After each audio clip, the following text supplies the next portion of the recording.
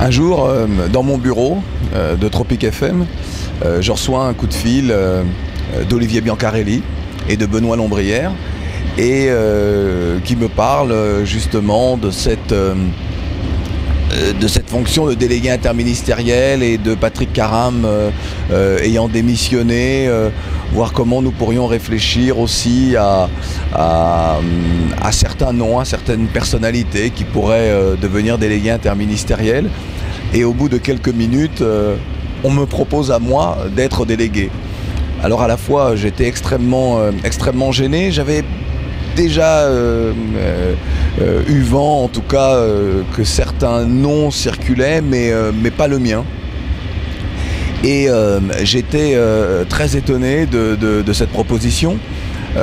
Déjà mon amitié avec Patrick Caram et le fait qu'il démissionne, et je ne souhaitais pas qu'il démissionne, et je le lui ai dit d'ailleurs à plusieurs reprises, je lui ai dit non, il faut que tu restes, il faut que tu ailles jusqu'au bout, le lien que tu as avec le président de la République, les combats qui sont les tiens sont des combats importants.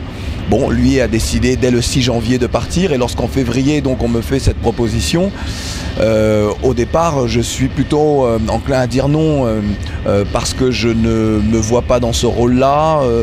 Je mesurais également évidemment la dimension politique du poste, mais en me demandant est-ce que moi, le militant, celui qui régulièrement envoie des pierres contre les murs de la citadelle, est-ce qu'à l'intérieur de la citadelle, je ne pourrais pas être utile, ou faut-il encore continuer à rester à l'extérieur? Donc ça, ce sont des vraies questions qui vous minent à un moment donné lorsque vous devez donner une réponse. J'ai fini au bout d'un mois et demi par accepter la proposition et surtout par me dire que cela avait finalement du sens. On m'a aussi convaincu que cela avait du sens. Là encore, je mesure l'importance dans une telle fonction de quelqu'un qui a l'image qui est la mienne, les combats qui sont les miens, et de ce que ça peut apporter, là encore, en termes d'image sur un tel poste. Quelle a été la réaction de Patrick Caram? Finalement, vous l'avez appelé. Non, mais lui d'ailleurs m'avait prévenu qu'on m'appellerait. Donc aujourd'hui on ne se parle plus et je trouve ça dommage. Et les choses... Vous avez accepté la fonction? Je crois que parce que j'ai accepté la fonction, parce qu'il n'y avait pas de raison. Je lui ai dit écoute, au moment où j'aurai officiellement accepté, au moment où je t'appellerai et je te dirai quelle est ma position. Et donc j'ai trouvé dommage sa réaction. Bon, aujourd'hui, vous savez, dans la vie, les amitiés se font et se défont. Aujourd'hui, voilà, c'est terminé. L'amitié entre nous n'existe plus. Et il y a des moments dans la vie où il n'est même pas nécessaire de revenir en arrière. Donc, vous savez, j'étais persuadé d'avoir identifié mes ennemis. C'est-à-dire, lorsque je dis mes ennemis, c'est un bien grand mot, c'est-à-dire celles et ceux opposés à tous ces combats pour l'égalité, parce qu'ils ne voient pas les discriminations que nous subissons, que les originaires d'outre-mer en général subissent dans leur pays, et puis les personnes noires en général, d'origine africaine, d'origine maghrébine, les asiatiques, toutes les discriminations qui minent la société française. Et donc, j'avais moi identifié celles et ceux contre qui j'allais devoir guerroyer pour qu'on puisse avancer. Je savais qu'il allait y avoir au sein de la communauté des Français d'outre-mer, entre les jaloux, entre les mal intentionnés, voilà, il allait y avoir un petit groupe de gens auxquels j'allais devoir expliquer ou en tout cas faire face. Et puis je me suis rendu compte que ce petit groupe-là, justement, était plus dangereux, j'ai envie de dire, et plus malfaisant que celles et ceux contre qui je me dresse lorsque l'on n'accepte pas cette idée de l'égalité pour tous.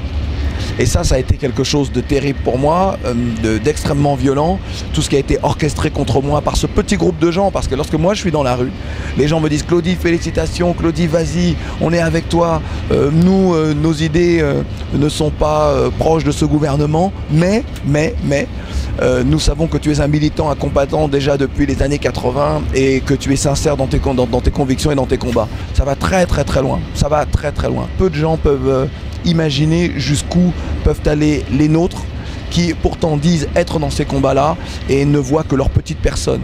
Moi, vous savez, je comprends que certains qui ont fait de grandes études, qui sont des énarques, se disent mais comment ce poste-là était un poste qui normalement aurait dû me revenir, et il revient à quelqu'un qui est un autodidacte, qui certes est un militant, mais qui n'est pas de notre monde. Parce que c'est bien de cela dont il est question, de réseau, de code, de corporatisme.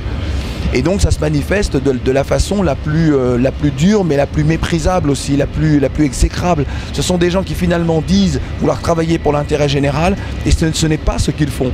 Moi j'ai dit dès le départ, en acceptant la fonction, je sais à quel moment je commence et à quel moment je termine. C'est-à-dire que je n'ai pas du tout l'intention d'entamer une carrière de responsable politique. On sait que l'on va prendre des coups, on sait qu'il y aura de l'incompréhension de la part de certains en disant mais comment Claudie, lui, le militant, l'homme qui n'est ni de droite ni de gauche, d'ailleurs moi je n'ai pas de parti politique, je n'ai jamais été encarté dans un parti politique, comment peut-il accepter une telle fonction? Ça, c'est une lecture qui est celle, en règle générale, de personnes des milieux dits autorisés, hein, pour reprendre l'expression de Coluche.